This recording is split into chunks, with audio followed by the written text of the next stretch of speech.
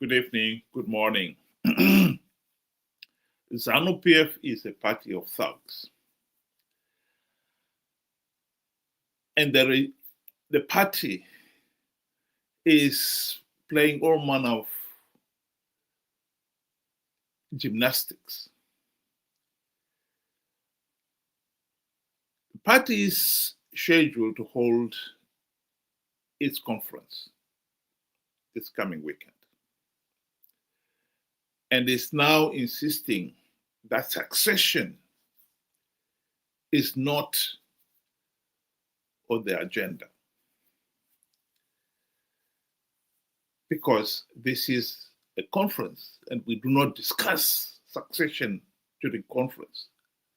They are only discussed during Congress. And the party's next Congress is due in 2027. This is just what one can call a double blind and a double dummy to confuse its own fellow members, those who have got the president's agenda of his succession, staying in power until 2030, have the issue on the agenda. They had it last year. The conference last year was not supposed to be discussing succession, and that is exactly what they discussed. And the number one resolution was that Mnangagwa should stay in power. Let's just listen to what Marapira was trying to explain here, and this attempt to play this double dummy, double blind game.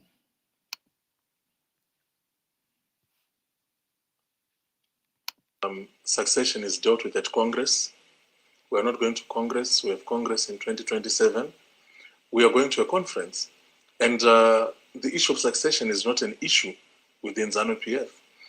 If you look, most of the purveyors of this succession issue are known not to be members of Zanu PF. They are known not to be within the structures of Zanu PF. So as Zanu PF, we will not allow a conversation to be imported into the party. We are going to conference to continue with checking up on the mandate which we received from the people in 2023. Let's stop it right there. The party had its conference last year, and it was Zanu PF delegate to that conference who brought up this resolution number 1, that Mnangagwa should stay in office until 2030. And so to say that people who are bringing up these issues are non-party members, it's just a nonsense. It is party members who brought it up last year, and it was made as a conference resolution. And no doubt, the same players will be pushing at this coming weekend's conference to hear what progress has been made in making sure that Mnangagwa stays in power until 2030. So let's forget this nonsense about somebody else who is not a member of Zanu PF are the ones who are bringing up this subject. That is nonsense. We all know that the issue is the economy. The people of Zimbabwe voted for President Mnangagwa so that he could continue taking Zimbabwe on a positive economic trajectory. And this is what... Well, on that point, I would like to emphasize again, the people of Zimbabwe did not vote for Mnangagwa. The 2023 elections were rigged. SADC, the AU election observers, condemned that election process as flawed. So Zanu PF can deny all they want that the elections were free, fair, and credible. They were not. So we cannot say that Mnangagwa was voted by the people of Zimbabwe. He wasn't. The only reason why SADC and the AU did not deny the regime legitimacy after they'd condemned those election process is because the opposition participated in those elections in their millions. Chamisa conned his followers to participate in those flawed elections because he convinced them that Triple C was going to win those elections, that he had plugged all the vote rigging loopholes. But we know that he did not. He was lying. So on that point, let's be very clear. Mnangagwa is illegitimate. And now he's trying to extend his illegitimate rule beyond even what was stipulated in the Constitution, the 2-term limits. It will be focused on. Resolution number 1 actually speaks to the fact that succession is not yet a conversation, because resolution number 1 speaks to the perpetuation of the current. So you cannot perpetuate the current and talk of succession at the same time. Well, the current is due to come up to end his term of office in 2028. And what the resolution number 1 is talking to is that he should stay on beyond 2028. That is a succession.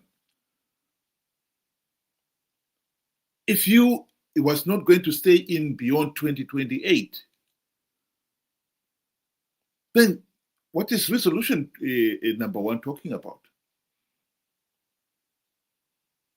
It is talking about him staying on beyond 2028. So this is just verbal gymnastics here, playing with words. This double blind to make people believe that this is not a succession issue. And yet it is exactly that, a succession issue. So if anything, resolution number 1 states that there is no succession conversation within Zanu PF, because resolution number 1 speaks to the perpetuation of the current. The relationship between the president and his 2 vice presidents is a relationship of brotherhood. These are people who have been in the trenches for the independence of Zimbabwe. You know, they've faced death and they've sacrificed along others for this country to be free. So, well, we can stop it right there. I don't think there's any need to hear anymore. This country is not free. Let's stop deceiving ourselves here. Zanu PF has imposed a de facto one-party state, denying the ordinary people a meaningful say in the governance of the country. This is the issue.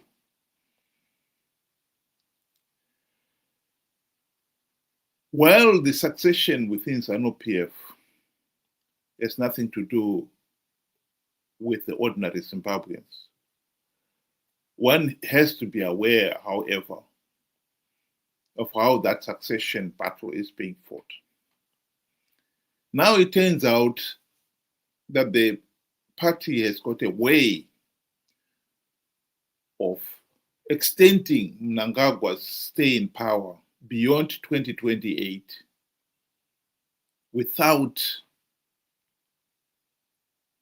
having him to stand in 2028 and be elected, or him having to change the constitution to extend his term beyond the 2-term limits. How are they planning to do it? Well, it turns out they're now thinking of extending the term. At the present moment, the Constitution says a president is elected for a 5-year term of office. And if you have served 2 terms, that is the maximum limit. You're not allowed to serve more than 2 5-year terms. What the party is now planning to do is say a president is elected for a 7-year term. And this apparently they can get, if they can get 2/3 majority in parliament agreeing to that, and 2/3 majority in the Senate agreeing to that. And at the present moment, Zanu PF can get that. Because as we know, most of the, many of the former CCC MPs and senators have crossed over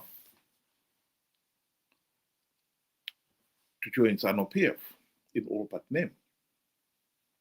So he can get the 2/3 majority without any problem. But what I wanted to emphasize here is for the people of Zimbabwe to understand the tinkering that this regime is doing.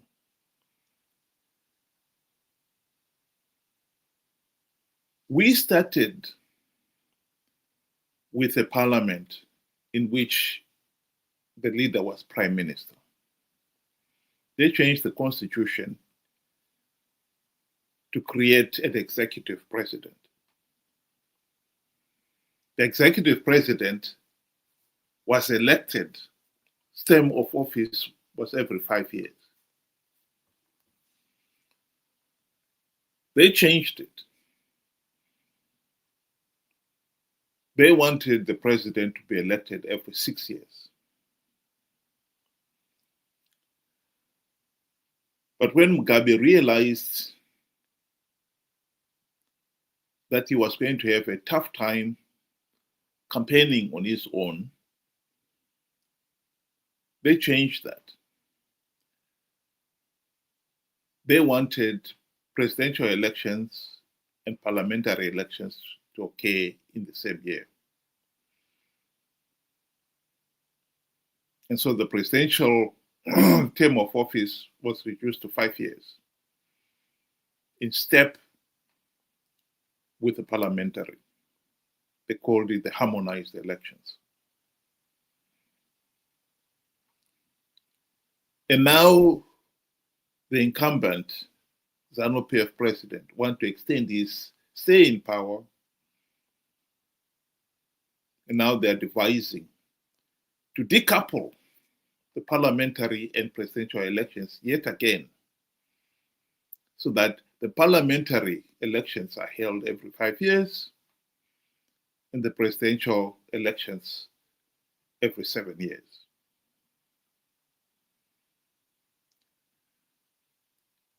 This is typical of a regime that is only concerned about power. All the shenanigans that Zanu PF has been doing with the constitution and so forth has been to the benefit of the ruling elite, nothing to do with good governance.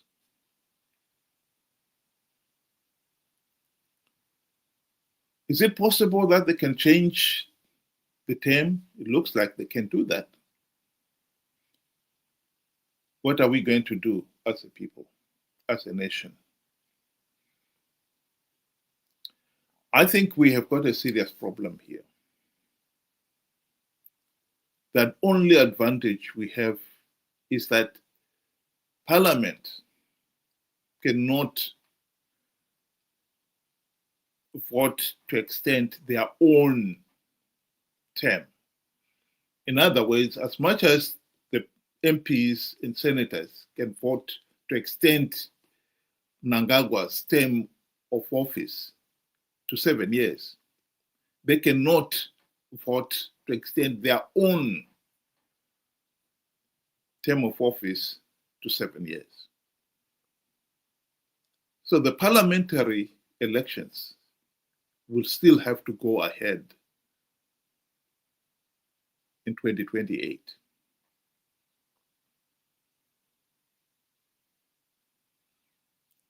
If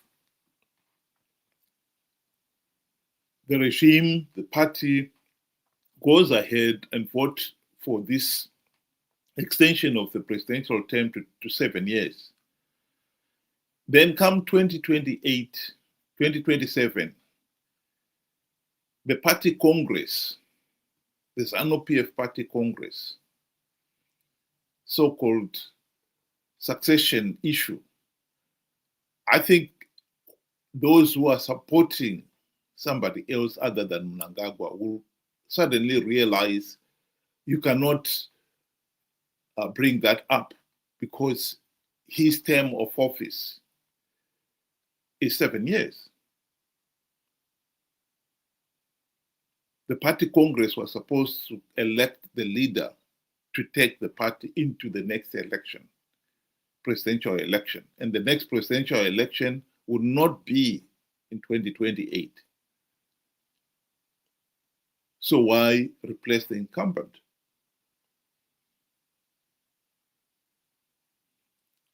I think the battle line, as far as the people of Zimbabwe are concerned, is to make sure that the parliamentary elections do not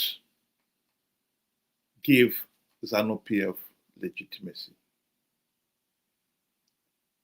If the people of Zimbabwe are not conned to participate as they've done in the past in a flawed process in their millions, then Zanu PF will be denied political legitimacy. And we can still end this nonsense of Mnangagwa staying on until 2030. Because if Zanu PF does not get legitimacy in 2028, I expect that the country will be forced into a new GNU.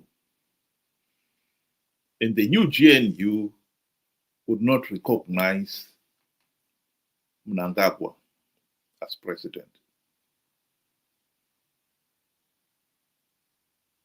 Because the primary purpose of that GNU will be to implement the democratic reforms that have allowed Zanu PF to stay in power.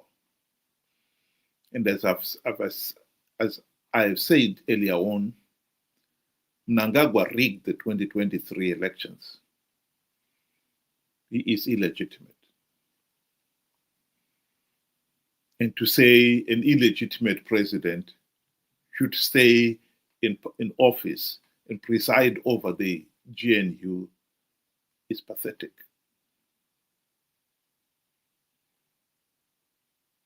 Think about it. Thank you very much. Have a good day.